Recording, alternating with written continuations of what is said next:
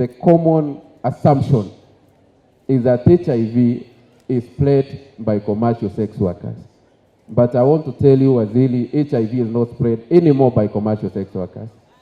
The most careful people in this country on HIV are commercial sex workers, I tell you. HIV is spread by me and you seated here.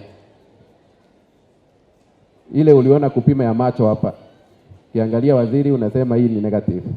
Hii ni negative. Hii kupima ya macho ndio iko na shida.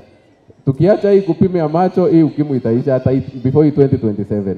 One of the major impediments to the progress in health care is HIV stigma.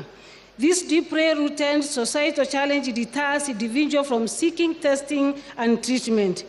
I wish to call upon every one of us to embrace compassion and love and offer equal treatment to all people regardless of their HIV status.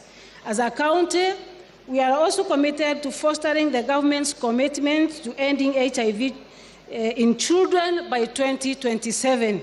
This goal calls for a strategic approach that focuses on enhancing antenatal care, expanding access to HIV testing, and treatment for expectant women.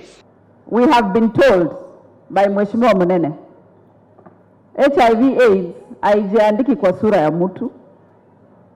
We all look alike.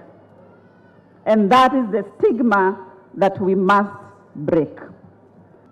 And you know, as we celebrate, at times people do not know exactly what it is that we are celebrating. In Kenya, we have over 1.4 million who are living with HIV. But the good story about it is that out of this, close to 96% are on treatment. And that is how we are managing to ensure that this does not spread further.